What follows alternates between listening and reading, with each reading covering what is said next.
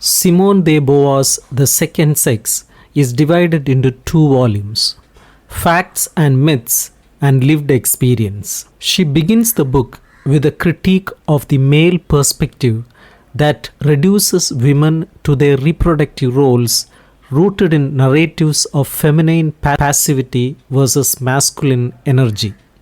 She traces the evolution of scientific understanding, challenging the historical myths of male dominance and female inferiority in reproduction. Observing the animal kingdom, she highlights sexual differentiation and division of roles, emphasizing how males often assert autonomy while females are absorbed in species continuity. She underscores the pain and fragility of childbirth and examines how cultural interpretations of biology confine women to otherness. Beauvoir critiques Freud's theories of sexual development, particularly the notion that libido is inherently masculine.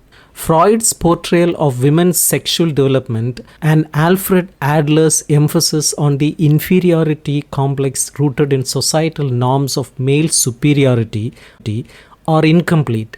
These theories perpetuate women's subjugation and internalized shame. She examines Engels's analysis of women's equality in primitive societies and their eventual subjugation with the rise of private property. She acknowledges the economic and societal structures that perpetuate female oppression but critiques Engels's reduction of women's identity to economic roles. She argues that reproduction and productivity define women's roles with socialist ideals, advocating shared child rearing and economic equality as paths to liberation. Simone de Beauvoir's historical analysis of women's oppression begins with the pre-agricultural era, where women's roles are constrained by reproductive demands. Lacking understanding of pregnancy and burdened by frequent childbirth, women relied on men for protection and sustenance. Men's creative pursuits such as crafting tools and hunting earned them prestige, while women were confined to repetitive cycles of childbearing and domestic labor. With the advent of agriculture, women gained esteem due to their association with fertility and their role in cultivating the land. Matrilineal systems recognized maternal importance, but men viewed women as mysterious others and subjected them to guardianship. She highlights how private property shifted power dynamics. As men amassed wealth and land, women became possessions, stripped of autonomy and relegated to servitude within patriarchal structures. Patriarchy intensified through legal systems such as those in ancient Greece, where inheritance laws forced women into subordinate marriages to preserve male lineage. Sparta provided an exception, fostering near gender equality through communal property such as prostitutes who occasionally gained wealth and influence. Roman women experienced partial freedoms such as inheritance and divorce rights, yet they remained economically dependent on men. With the rise of Christianity, women's autonomy declined further.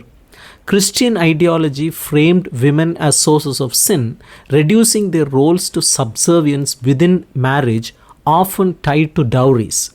During the Middle Ages, women's rights fluctuated. Some societies allowed limited inheritance and partnership in marriage, but many subjected women to forced unions and the authority of male relatives. Feudal systems required male guardianship for women to manage land, though monetary taxation later enabled gender equality in certain regions. In rare instances, women shared men's activities, gaining respect when emulating masculine traits. The Renaissance through the 18th century saw growing awareness of gender inequality. Writers began critiquing societal norms, though progress was inconsistent. Working class women in pre-revolutionary France experienced relative freedom, while the French Revolution briefly advanced women's rights. Activists like Olympe de Gouges and Rosa Lacombe advocated for equality but faced backlash. Revolutionary gains such as divorce laws and the abolition of primogeniture was overshadowed by the Napoleonic Code, which curtailed women's rights for over a century. The 19th and 20th centuries marked significant changes. Women's participation in the workforce and demands for reproductive rights, suffrage, and divorce catalyzed feminist movements. However, resistance persisted, particularly in France, where political and societal biases delayed suffrage until mid-century. These advances resulted from persistent struggle as women fought against entrenched patriarchy to reclaim agency and equality. De Beauvoir critiques the pervasive myths that objectify women, perpetuated across cultures and immortalized in religious and literary traditions. Women, defined as the other, are reduced to projections of male subjectivity, exemplified by the Judeo-Christian myth of Eve as subordinate creation, a convenience for Adam. This mythic identity, cloaked in beauty and reverence, negates women's individuality, casting them as inessential and as sources of disappointment. She examines how the myth manifests in literature, focusing on the French writer Henri de Monderland. Monderland's works embody misogyny, portraying women as monstrous, parasitic, and defined by their lack of masculine energy. His characters reflect his contempt for women rooted in a revulsion toward carnal origins and sensuality. In his autobiographical works, his protagonist Alban views love as a trap and marriage as a burden. Women, especially mothers, are sources of disgust and oppression, and feminine love demands a vulnerability he rejects. Monderland elevates male autonomy and domination while dismissing women as dependent and unworthy. Alban's relationships reflect his disdain. His sexual encounters prioritize control and cerebral satisfaction over intimacy. He admires sportswomen only until their humanity surfaces through intimacy. For him, Oriental women embody an ideal of subjugation, exemplified by characters like Deuce, who is admirably silly, and Radhija, a docile beast of love. Monderland's popularity, evidenced by his election to the French Academy and literary successes, reveals a societal acceptance of his misogynistic ideal.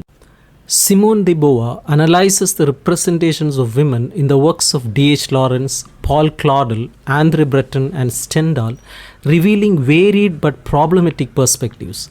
D.H. Lawrence sees women as equal participants in the sexual union, but subordinates them to men through phallic pride.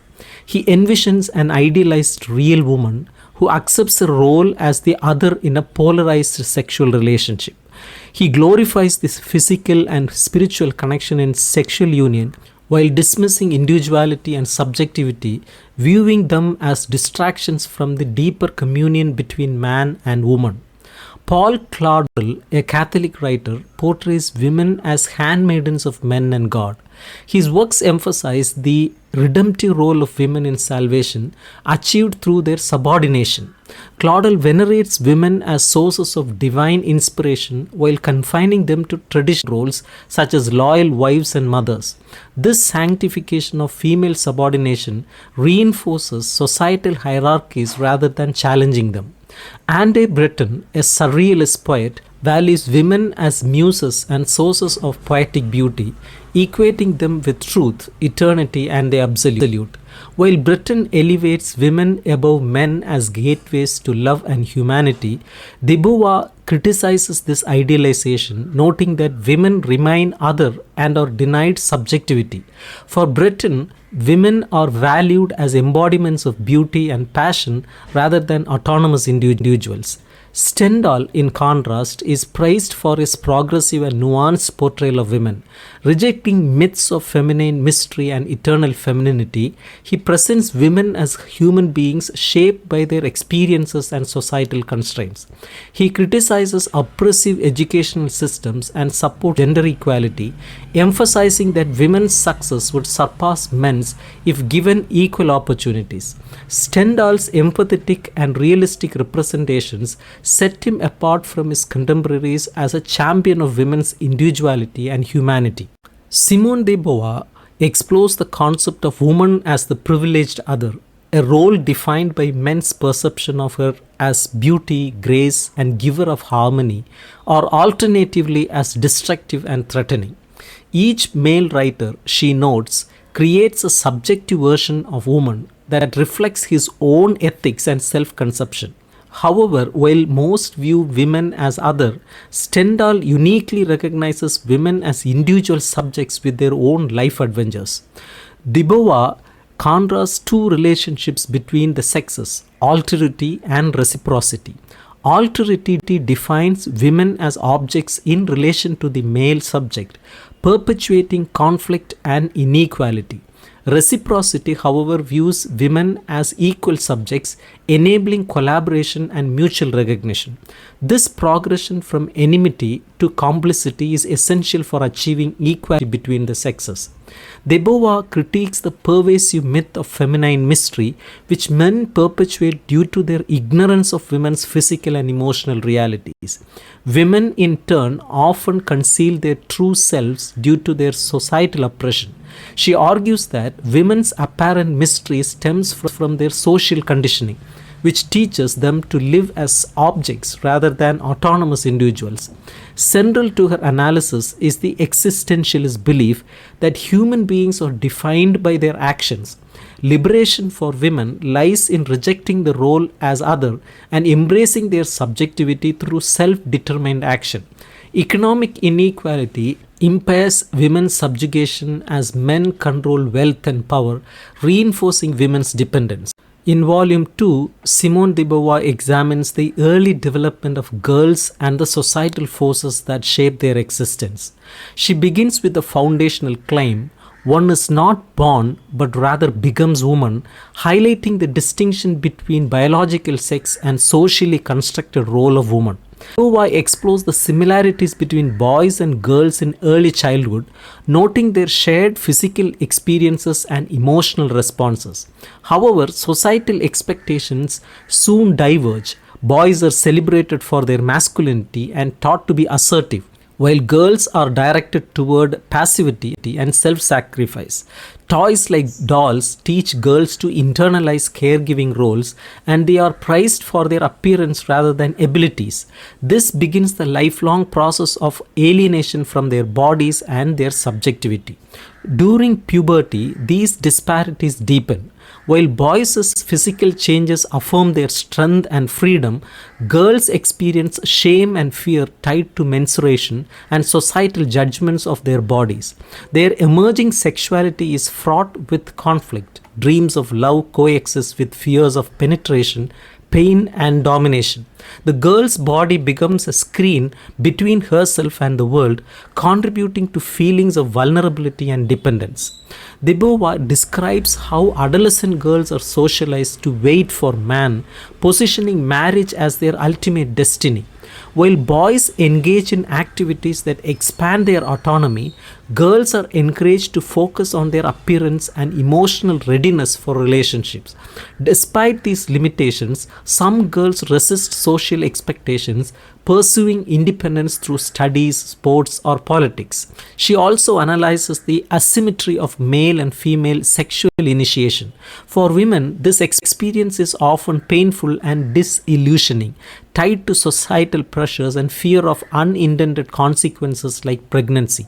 Women's sexual pleasure is harder to achieve, often delayed by societal repression of their desires and the trauma of socialization. In the chapter on lesbianism, De Beauvoir takes an existentialist approach, rejecting psychoanalytic judgments of homosexuality as inauthentic. She situates lesbian desire as a natural extension of a woman's relationship with the maternal body, contrasting it with the domination often present in heterosexual relationships.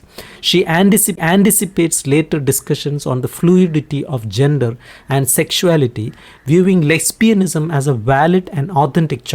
She offers a critical analysis of the plight of women through various stages of life, focusing on their economic, social, and historical conditioning. Marriage is portrayed as an institution that restricts women to roles of eminence, domesticity, and caregiving, while enabling men to balance immanence with transcendence, symbolizing broader ambitions and societal engagement. De Beauvoir critiques marriage as a failed institution that subjugates women, proposing equality in marriage achievable only through women's liberation and independence. Motherhood, though labeled a natural vocation, is complicated by societal constructs. Pregnancy is depicted as a personal and existential drama marked by physical and emotional challenges. She critiques the romanticized ideal of the natural mother, emphasizing the social, economic, and political conditions necessary for women to raise children with dignity and freedom. Women's social duties tied to family reputation and status often involve objectification and the cultivation of a feminine moral code through shared secrets and mutual validation. Prostitution is examined as an extreme form of objectification, highlighting the societal and economic forces driving women to commodify their bodies. Aging brings abrupt changes for women, stripping them of societal value linked to youth and beauty. Menopause ushers in moments of fervor, depression, and a struggle for identity. Despite newfound independence, elderly women often face relational challenges with children and grandchildren. De Beauvoir notes that true freedom for aging women lies in stoic defiance or skeptical irony. She also examines and critiques the stereotypes of the eternal feminine, revealing how societal judgments reduce women to caricatures. She argues that such stereotypes deny women individuality and perpetuate systemic oppression. Liberation is a collective project demanding economic and social transformation. De Beauvoir analyzes women's struggles for authentic existence within patriarchal systems that confine them to immanence. She critiques women's tendency to create an idealized self image to compensate for social objectification. This self focus undermines their subjectivity, reducing them to performances for external validation rather than fostering genuine creativity or independence. De Beauvoir contrasts men's and women's approaches to love. Women often sacrifice autonomy, seeking self worth through devotion, while men see love as one aspect of life. Women idolize their partners, striving for a consuming union that often leads to disillusionment. This dynamic reflects women's economic and social dependence, which perpetuates their subordinate position. She examines women who channel their love and devotion into religious fervor, finding solace in a divine union. While this path can parallel earthly love, it often leads to self annihilation in pursuit of ecstasy. Women can integrate such devotion into meaningful independent lives if they maintain a connection to reality. De Beauvoir argues that true independence requires economic autonomy. Even emancipated women face contradictions, balancing professional success with societal expectations of femininity. Cultural and workplace barriers, as well as internalized inferiority, hinder women's full realization of freedom. Creative and professional pursuits are especially challenging due to ingrained habits of idleness and fear for failure. The conclusion highlights ongoing gender disparities, framing the battle of the sexes as a social construct rather than an immutable reality. De Beauvoir suggests that equality demands recognizing men and women as peers, transcending traditional roles. Despite progress, she critiques the insufficient impact of systemic changes and emphasizes the need for shared responsibility in achieving mutual respect and freedom. Drawing on Marx, she envisions a world where men and women affirm their solidarity through equality and individual transcendence.